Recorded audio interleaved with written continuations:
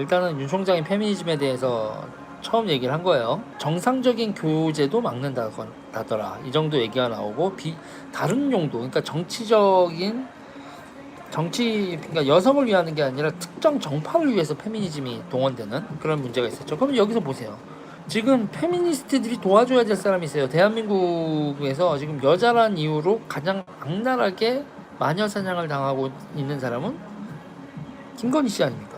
페미니즘이 이념이라면 정파, 기타 등등을 따지지 않고 그 자기네들이 주장하는 바에 대해서 그거에 대한 보편적인 행동을 해야 될 겁니다. 근데 페미니즘은 여러분 행동 양식에 있어서 보편성을 결여하고 있어요. 그렇죠? 일단 이 우파판이 정리가 되기 전까지는 저는 여기 지금 뭐 국민의힘에 입당을 한다거나 뭐 어디 캠프에 들어가거나 이런 거는 저는 일단 우파판이 정리될 때까지는 좀 보려고요.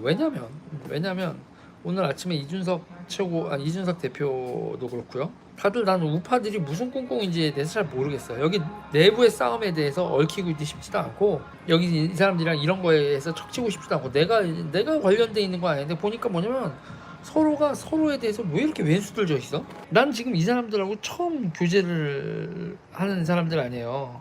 우파분들하고 국민의힘 분들하고 제가 교제를 시작한 거 아닙니까?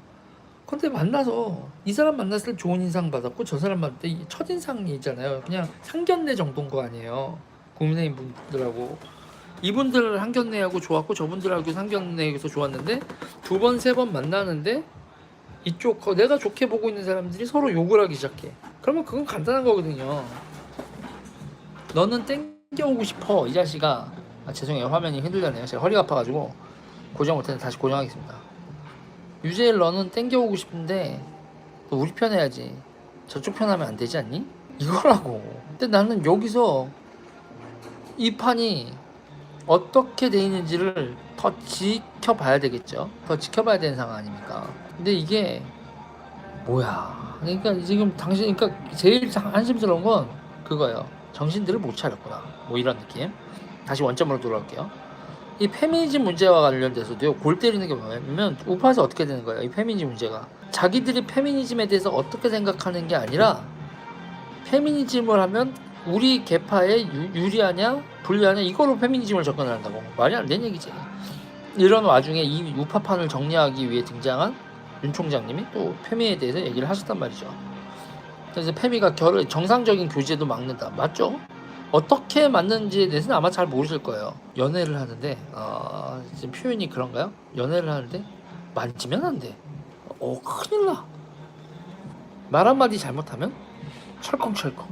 지금 상태에서 안전한 연애는 참 건전한 얘기하면서 건전한 취미 얘기나 좀 하고 세상을 보는 이런 얘기를 해야지. 둘이 나 너한테 뽀뽀해도 되냐? 이러면 철컹철컹이 이런 위험성이 있는 거야. 그러니까 범죄적으로 그 신체 접촉을 하는 거나 그런 거와 그리고 연애를 하면서 신체 접촉을 하는 거 사이에 되게 애매해져 버렸고 여자의 변심은 그때는 좋았지만 나중에 가서라도 변심을 하면 처벌한다 뭐 이런 식으로 돼버린 거 아니야. 어려운 시기죠.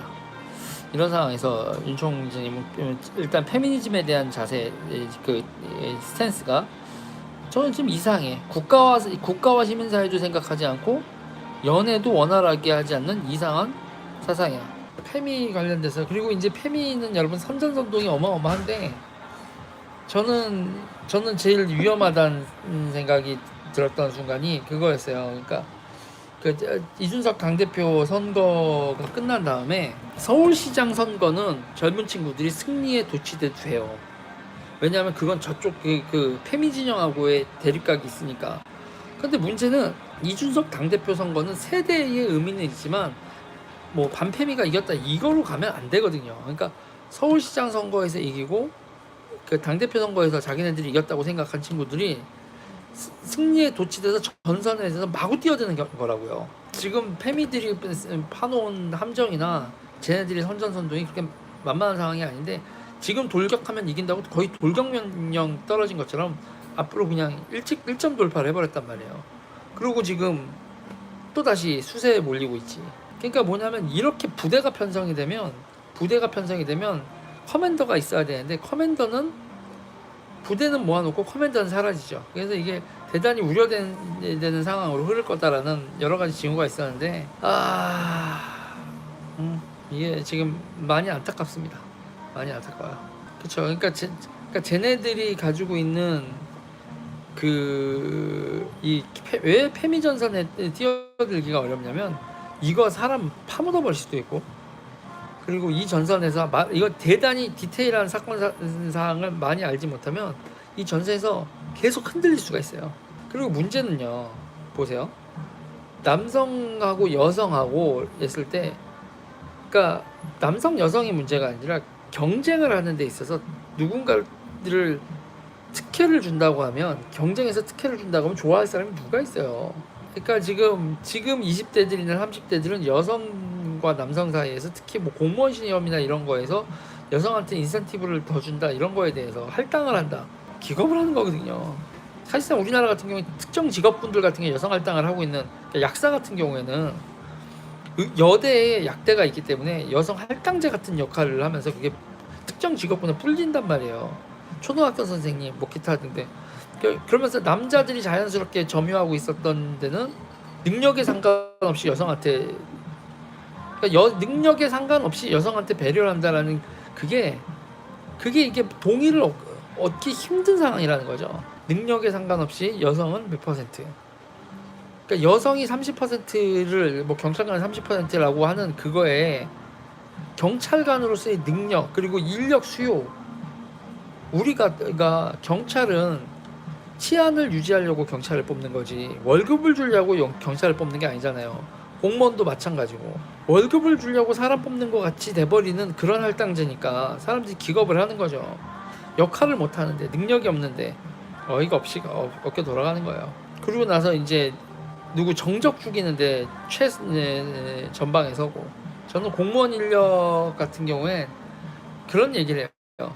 과제가 무엇인가가 불분명한 공무원 보직이 너무 많아요. 보직은 있는데 그래서 하는 일이 뭐지? 라고 했을 때 물음표가 찍히는, 국가 세금으로 빠져나가는데 하는 일이 없고 연봉 호봉은, 그러니까 그 사람의 스테이터스는 있는데 그 사람의 일은 없는 거예요.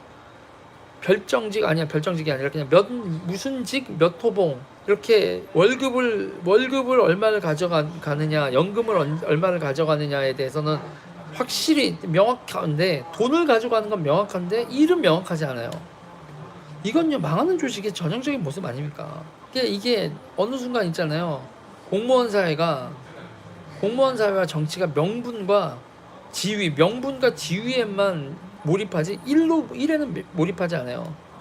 그러니까 출산율 같은 경우도 출산율 예산을 왕창 쓰는데, 이게 여러분 나라 예산을 몇십 조를 쓰고 졌지만 잘 싸웠다, 출산율은 안 올랐지만 출산율 예산을 왕창 쓴다, 이게 말이 되는 걸까요? 이거는 나라 망하려고 기를 쓰는 거예요. 정치가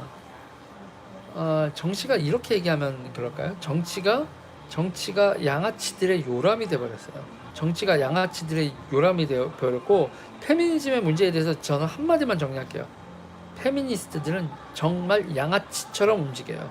내로남불 쩔고 누구 퍽치게 한 다음에 그거에 대한 삥을 뜯는다고요. 공원을 통한 공원 기여 이런 거는 빼놓고 여자니까 내놔, 안 그러면 너 죽어, 양아치죠. 이런 식의 운동에는 절대로 동의할 수 없습니다. 제가 계속하죠. 좌파를 부실 땐 여러분 딱 개념 하나만 확실히 탑재하면 이번 선거에서 좌파를 부실 수 있다. 뭐요?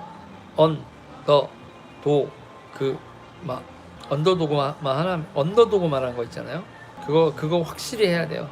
좌파들은 그러니까 황당하잖아요. 가난하면 음주운전 해도 되는 거야? 그럼 가난한데 대리운전 부르는 우리나라의 소시민들은 다 등신인가? 여기까지 하겠습니다, 여러분.